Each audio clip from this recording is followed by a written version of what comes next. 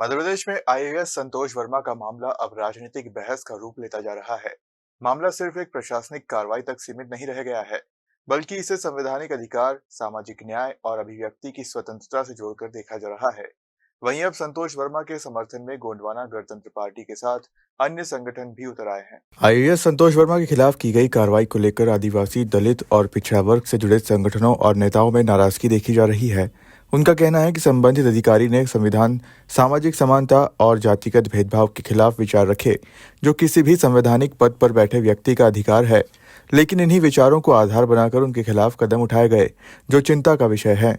समर्थकों का आरोप है कि अगर कोई अधिकारी समाज में बराबरी, भाईचारे और लोकतांत्रिक मूल्यों की बात करता है तो उसे विवादों में घसीटना गलत परंपरा को जन्म देता है। उनका कहना है कि ये मुद्दा सिर्फ एक अधिकारी का नहीं, बल्कि उन करोड़ों लोगों की आवाज से जुड़ा है जो सामाजिक न्याय और समान अधिकार की बात करते हैं। इस पूरे मामले को लेकर यह उन्होंने महामहिम राष्ट्रपति के नाम ज्ञापन सौंपा। विगत 23 नवंबर 2025 को अजाक संघ के प्रदेश अध्यक्ष आदरणीय वरिष्ठ आईएएस संतोष वर्मा जी के द्वारा सामाजिक सम्मेलन में एक सामाजिक समरसता को लेकर के एक बयान दिया गया था, जिसमें आप सभी लोगों ने सुना होगा सोशल मीडिया के माध्यम से। उन्होंने ये कहा था कि रोटी बेटी के संबंध यदि हमारे बनते हैं उच्च वर्ग के साथ, उन्होंने कहा ब्राह्मण वर्ग की बेटी यदि हमारे बेटे को दान कर दे तो हम आरक्षण छोड़ देंगे। तो ये जो शब्द था, केवल एक शब्द दान, आप देखते हैं कि कन्यादान का इस्तेमाल भी हम विवाहों में करते हैं। बेटी कैसे हमारे मायके से ससुराल जाती है तो कन्यादान तो करते हैं, उन्हीं के शास्त्रों में ये शब्द लिखा हुआ, तो उन्होंने केवल दान बोला है। तो दान जो है गैर कानूनी शब्द नहीं है, गैर संवैधानिक शब्द नहीं है, गैर नैतिक अनैतिक शब्द नहीं है। इसको इतना भयंकर तूल दिया गया कि एक खास वर्ग जो लोकतंत्र के चारों पिलर, कार्यपालिका, विधायिका, न्यायपालिका और मीडिया में काबिज है, खासतौर से जो ब्यूरोक्रेसी है, सभी विभागों के उच्च सचिव जो हैं, प्रमुख सचिव जो हैं, वो एक खास वर्ग से हैं।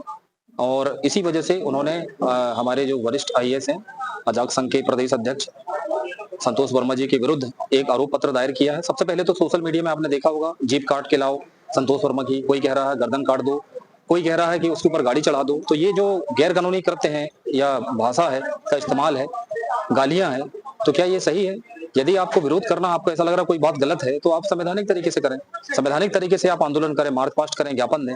लेकिन आप उसको गाली गलौज कर रहे हैं, आप एक वर्ग को डराने का प्रयास कर रहे हैं, उसको पद से बर्खास्त, रिमूवल करने की बात कर रहे हैं।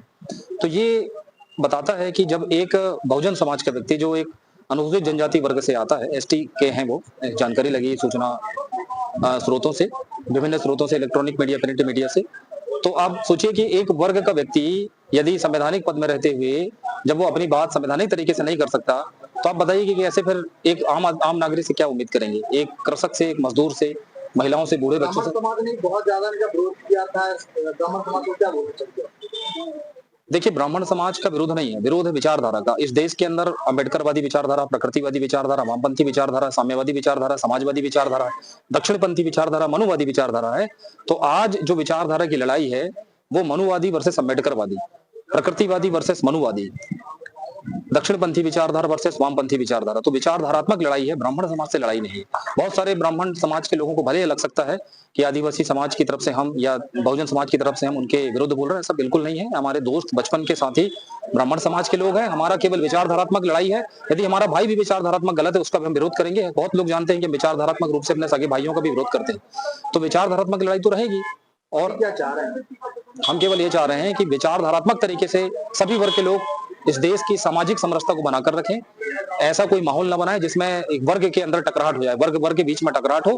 क्योंकि यदि ऐसा होता है तो आपको पता है कि बहुजन 85% है, यदि 85% में 20% भी सड़क पर जाएगा तो 3% है हमारे ब्राह्मण समाज के लोग। फिर उन्हें भी ये सोचना चाहिए। आपका परिचय?